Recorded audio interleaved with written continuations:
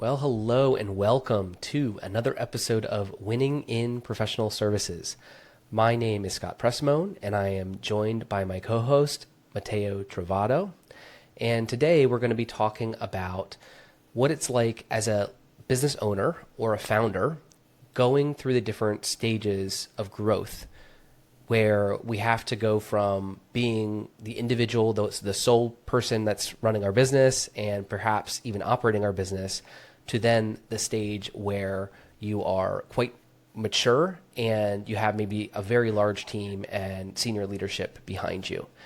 And this topic, really what we're going to be focusing on are some of the challenges or pitfalls that companies go through in each of these stages. And we'll keep them relatively brief, but the reason I thought it would be an important topic to cover is because I've seen a lot of common patterns, and there's honestly a lot of traits that I see are in common between business owners and a lot of things that sometimes hold business owners back at each of these stages. And I think, Matteo, you've experienced a lot of this as well, too. So I think we'll kind of talk through some of the stages that these companies tend to go through, and hopefully we can help some of you that may be listening overcome some of these challenges. All right? So to start out, let's just talk about the early days. So when a company is starting, potentially there are investors and potentially there's a relatively maybe smaller, medium-sized team, or it could be a team of one, right? Some companies start and they're maybe repairing computers and they're doing it themselves and they're making some money doing that. And during that early stage of a company where there's one person working, that one person is the everything person. They are literally wearing, well, not literally, but figuratively wearing all the hats. They are the operator. They are the salesperson. They are the finance person. And I think that that is a very fun time, to be honest, because sometimes it's always a challenge when you're wearing all those hats. But at the same time, there, I think, are some issues that people experience at that time. And so, Matteo, I want to get your thoughts on this, is that in that solopreneurship stage, or in that early stage where an owner or a founder is wearing all the hats, is there anything that you've either heard or maybe experienced yourself, a challenge at that stage? I mean, obviously you are, pretty overwhelmed at times with the amount of responsibilities that you're taking care of. I think generally when somebody starts as a solopreneur, from the very beginning in a certain field, that's generally when you are really passionate about the thing that you are, trying to offer to businesses or other people, clients in general. So you're passionate about fixing computers. That's kind of your passion. You do that. As well as you try to market your business, you try to network, you try to take care of all the finances. So you do everything within the business, plus you actually do the operations, the execution of the service. That's the kind of the thing that you really love doing. But you soon realize that you just have limited hours within a day, within a week, within life in general, to do everything really well. And that's how I have felt, especially during my first year as a solopreneur. Initially, I thought, okay, I can take on 3, 4, 5 clients. But then when you realize that, you can't really scale past a certain amount of clients, really, if you want to do really good work, there is a limit to the number of clients you can take on, depending on the type of service you're offering, obviously. And so the more bespoke the service you offer is, the fewer the clients you can take on also is. And so there's really a balance there. And I think at some point, probably sooner than later, you realize that if you want to grow beyond yourself, you just really have to start thinking about how can I start delegating some of the most sort of less critical things, critical tasks within the business to somebody else. And maybe that's, starting from admin stuff that you really don't want to do on a weekly basis, maybe like sorting invoices or preparing invoices for clients, that type of stuff. But generally, I think you really need to start thinking about how can you free up your time to do either more operational work or more marketing, more sort of like business development type of work, so that the business can grow, and then try to find people who can execute on the services that you decided to offer to clients, essentially. Yeah, I just recently had a conversation with a pretty successful founder who I think has hired a team at that stage. So they started to realize, oh, I need a project manager. I need someone to do these other tasks. But then sometimes the next hire that's maybe a bit more expensive, it can be a real challenge, because I think part of it comes down to confidence. Because if you're kind of dabbling and you're making you're making some money and you're slowly growing, and then all of a sudden you have to invest in a manager, or you have to invest in someone else that's, or as you said, Matteo, that might just be the first employee. It could be the first employee, or it could be the first expensive employee, right? But it's now do I believe in this enough, right? Now I think that's one of the biggest challenges, because it's to say, I put my money where my mouth is. I'm doing a thing, right? I'm making money. But now, am I willing to invest in that next level to where I believe enough that that extra spend is going to pay off? And I think that can feel very risky. And so that's certainly a big hurdle to get over during that time. I want to fast forward a bit to the hiring your first manager. So I think that people often get past that step of, okay, it's just me, to now I have maybe an administrative person, as you said, or maybe I have a junior marketing person or a project manager, whatever it may be, right? And they have a few people, but now they're at the stage where they need to hire their first managers. And like I said, that might be a more expensive hire, right? And that might be something where you're trying to hire people that will manage some of those team members that you've already been managing, and they've been coming to you with all the questions. Now you don't have the opportunity to answer all those questions for them. So you have to hire some solid people that you can really trust. And in the early days, those people are going to influence the culture too. So it can be a big challenge, because you want to get people that will have the similar beliefs that you have, and will be able to run with things a little bit, and that you'll be able to trust. So that can be another challenging phase, is your first managers. Do you have any other thoughts on that, Matteo? I'm just thinking that ultimately it comes down as a founder, like you said.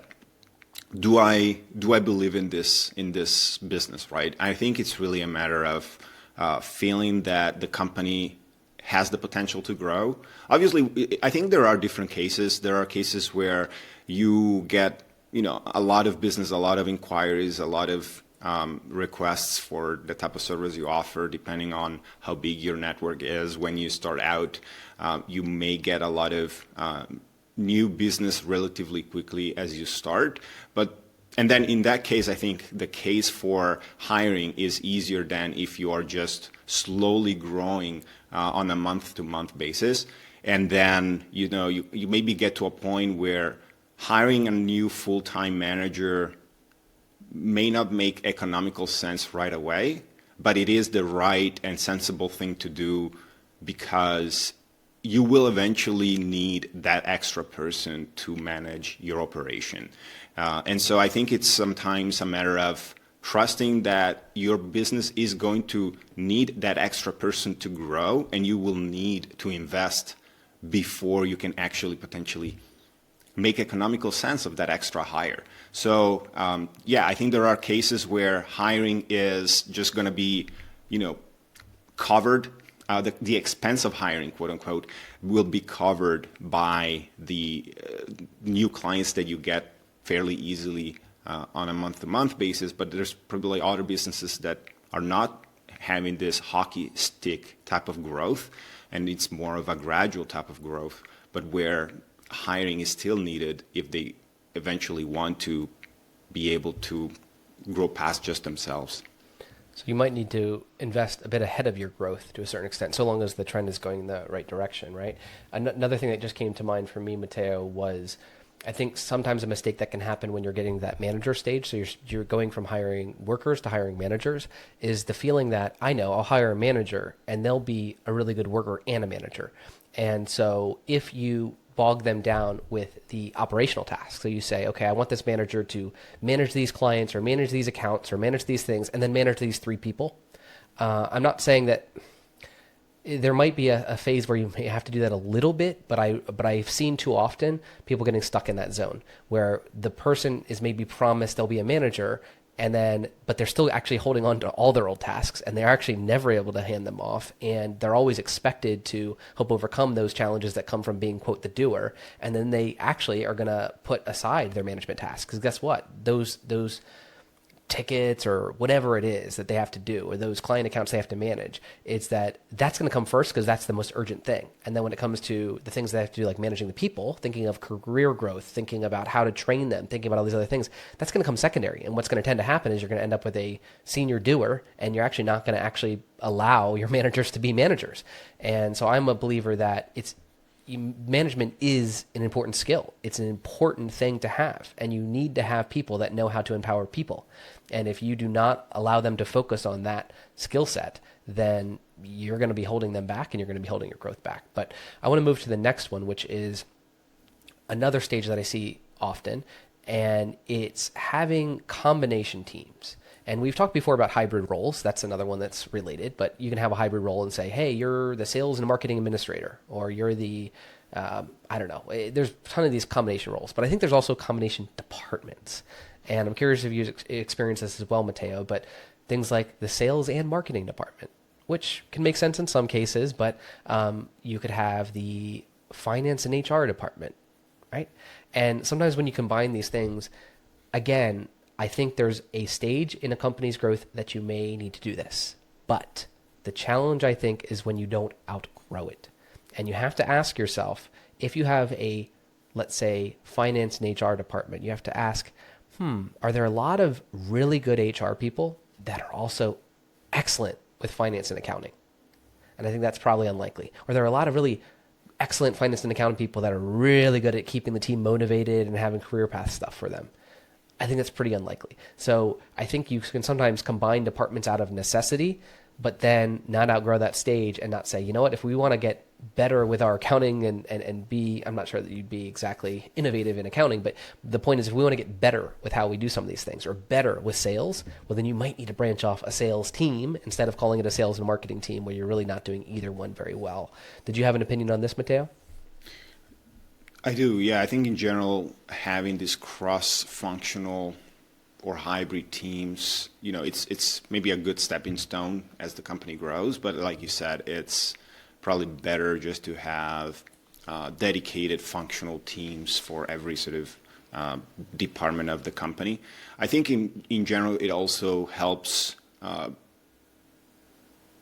with people's mental health, in my opinion, just people working within this hybrid team and being responsible for different functions within the company can at times, in my opinion, and personally from my experience, having been head of a sales and marketing team back in my days at an agency, it sometimes can be daunting being, responsible for overlooking different functions, very different from each other, and just being able to be on top of everything on a day-to-day basis. So just thinking about how can the company also help people specialize themselves even further by just not having this type of hybrid teams.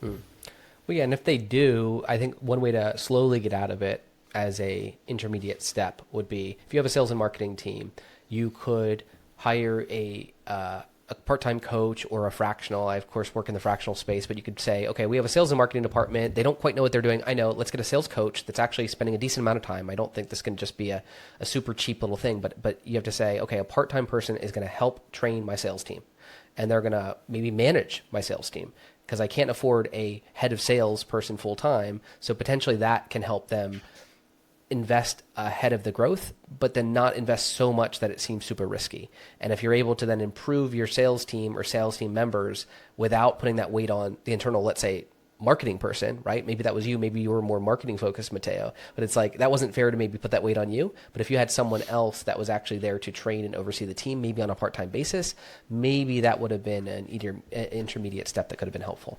But I want to move on to the really, really important one, I think. And it's the transition from having managers to having senior leaders in a company.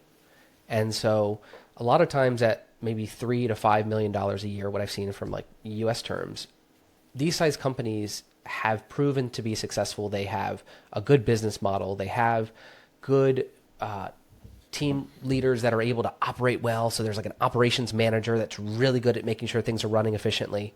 And so they've reached the level of growth where they have these managers, but then they actually hit the next plateau, which is they haven't handed off some of the visionary and leadership capability to senior leaders.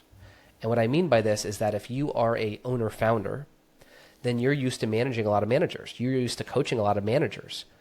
And those managers are there and they're deferring to you sometimes. They're getting opinions from you. You're giving them guidance, right?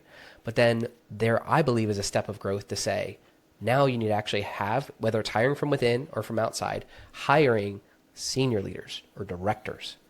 And I think that's a big shift, because when you have a director level individual, they are no longer going to be the person that does just what the owner says. I think they're people that should have their own vision, their own ideas. And so long as it adheres to the company vision, the company ideas, but to do their job effectively, they need to have some of their own ideas. And that means they need to have authority, decision-making power. They need to be trusted. And I think that's a really tough stage because, like I said, if you've been an owner and you've made all the decisions for years and years and years, it's a tough step to say, I'm going to hire someone that I have to trust knows more than me on something. And I have to give someone authority to be able to sign checks without me necessarily knowing where all the money's going. Now, I don't mean, like losing the money. What I mean is just like, making decisions on how budget is allocated within some confines, within like maybe a total budget. So they have a budget and they're allocating that budget. And maybe they're making hires where the owner isn't necessarily interviewing that person before they're hired. Because a lot of times at these mid-sized businesses, maybe the founder or owner is interviewing every team member before they join. But at some point, there's going to be new team members that the owner didn't hire themselves, didn't interview themselves. And so I think that's a really tough transition to go through. Have you seen any companies go through that transition, though, Matteo? Yeah, I think you've covered pretty much everything there that I think it's important, to distinguish between hiring managers and hiring senior leaders. I have gone through some of that in some companies before, and to me, maybe the thing that really makes a big difference when distinguishing between managers and senior leaders really is the ability for the senior leader, like you said, to take financial decisions. That doesn't necessarily just mean who to hire, but what type of tools to buy, what vendors to use for certain things. Having that quote unquote accountability and ability to take the ultimate decision generally helps the senior leader not only feel like they are actually what they've been hired to do, but ultimately just making the company more efficient, streamline certain decision-making processes within the company. I think that's kind of what I felt was mostly lacking at times when companies hire a senior leader, but ultimately the owner, founder of the company is still the one taking certain types of decisions. And so it's really just on paper that those senior leaders get called senior leaders, but ultimately a lot of those senior leaders' responsibilities still fall on the founder owner's lap rather than on the senior leader's lap. It's a great point. I forget the term that's used for this, but there is almost like an inflation of title that can happen, where if you want people to have career progression, or if you want to, give people higher salaries over time as they're doing more, then you might actually give them a title that makes them feel good. But then that can be short-lived when that person realizes they still don't have any more decision-making power than they did previously. And now I want another thought to get another thought from you, Matteo, around like how you know whether or not you've reached the stage that you actually have leaders that can truly own things. Mm-hmm. And you mentioned to me something about taking holidays and about maybe founders reaching that stage. So can you expand on that a little bit? Yeah, I don't have like a clear definition, but one thought that I've been having quite a bit now that I work with some clients, but even before when I was hired and worked in-house at other companies, the internal conversation within the company at times feels like the owner, founder, senior leader, like I'm mostly talking about like probably the CEO or general manager or managing director of the company, they really truly want their company to grow. And that seems to be the kind of direction that the company is headed towards. But all the internal decisions don't seem to actually match that vision. And to me, it's more about like how convicted is the owner founder of the company that their company should grow past, say, $5 or $10 million in annual revenue. How much of that is just something that they maybe want if it happens, or truly want to make it happen? And I think when they truly want it to happen, then they will truly take steps to make other people more accountable within the company, to a point where, you know, if I am the founder owner, I can say go on a sabbatical for a year and maybe just check my emails every week and still feel like the company is in good hands and that is growing, that is following my original founder vision, but without me having to take the ultimate decision on everything.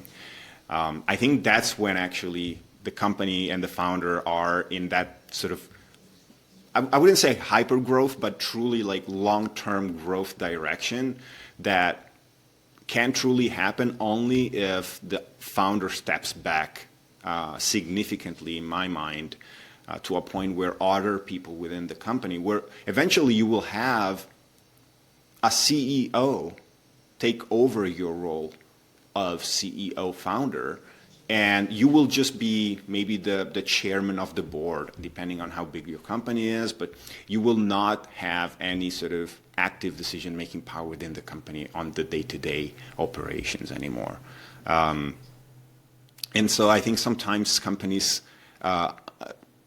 or founders kind of believe that they want to do that or want to achieve that, but every other sort of decision within the company doesn't seem to be matching with that vision that they seem to have. It's a great point. So conviction was a really great word you use there, is that you can say, hey, I want to grow this amount. But then if you're not actually investing or putting money or putting time or putting the hires in place to allow you to do that, then it's just words, right? And so that is definitely a trap I think people fall into, is that they keep on repeating something time and time again. The question is, are they actually doing the thing that supports that belief? And that, I think, requires a good amount of conviction. And you do have to, in order to have that conviction, I think you have to have a little bit of the reward at the end of the tunnel. And hopefully the reward that you want is for the company to not be solely dependent on you. And I think if you want to ask, do I actually have senior leaders at my company? To your point, a good test for that is to say, can I take 2 weeks off, 3 weeks off, and know that people are going to be making decisions without me, and that it's going to be okay. And some of those decisions I'm not going to agree with, but I have people in place that I trust to make decisions that are still going to at least adhere to the values that I have, right? But aren't going to necessarily be the same decisions that I have. And so, you know, you're not going to get a bunch of clones in your company, right? You know, you're not going to be able to take a holiday and be able to say, I was gone, and sure enough, every decision that was made the way that I would have made it, right? That's, I think, a little bit out there. What you're really looking for is, I was gone and I trust the people to make good decisions based off of their understanding and their skill sets, so that I know that things are not going to crumble while I'm gone. And so, I think that's really good points there, Matteo.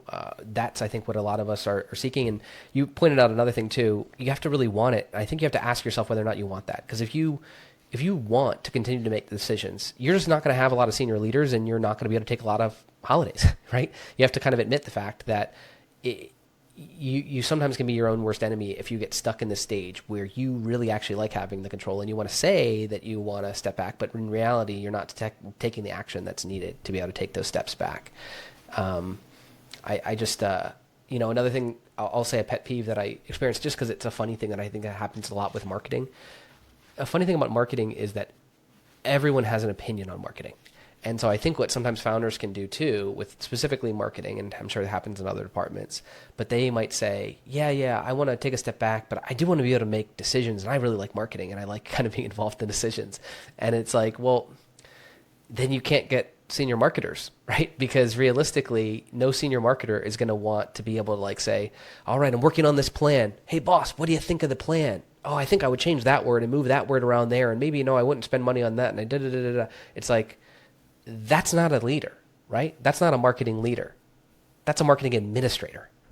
And so you have to ask yourself, do you want to be the decision maker, in this case in marketing? And if you do, then that's fine. Position yourself as the CMO or director of marketing. But if you don't and you want someone else to do that job, then know that you're hiring someone who is the decision maker. So they're going to have their team pitching ideas to them, and they're going to make decisions without you. That's the important thing you have to understand. And if you, like I said, it's I'm not saying one way is right or wrong. It's just that you can't have your cake and eat it too. You have to pick whether or not you're willing to get the benefit of having senior leadership. With that comes the cost. Because if you enjoy pointing out things that you like or don't like, then you're not going to be able to get the autonomy from the team that you may be looking for to be able to take time off. So that's my quick rant on it, but I want to know if you have any parting words on this subject, Matteo. Yeah, just thinking that ultimately it's a matter of choice. When founders, when entrepreneurs start their companies, I think you kind of want to already sort of have a loose idea of where you'd want your company to be in a certain amount of time, or kind of have a little bit of a long-term vision. You may not think, okay, am I going to raise money ever in the lifetime of this company? Yes or no? Like maybe not, maybe yes. Do I want this company to be a lifestyle business, or do I want this company to be some type of company that I can still manage the day-to-day, but maybe not have to be a 50 or 100 people company? So I think just having this initial vision of where you'd like this company to be in 5-10 years time, it will help, in my mind, just setting the ground for for the work and for the kind of organization that you want to build around you as the company grows. And just having this initial sort of seed of an idea is probably going to be helpful long term as you start hiring people and thinking about how you want to structure the sort of the management of the company. Maybe you just want to hire operators. You have clear SOPs for every single sort of task within the company, within, for the service that you offer, and then you basically just hire people to execute on every single thing that you have sort of documented. And you're basically just kind of the the conductor of the orchestra, and you're just basically telling people what to do, and they'll do it, and you kind of reap the benefit of it. You're still going to be probably very much involved within the company, but if that's what you want, then go for it. I think ultimately, there's, like you said, there's no right or wrong. It's more about being clear about what you want, and then build the company around you based on that. That's kind of what I think.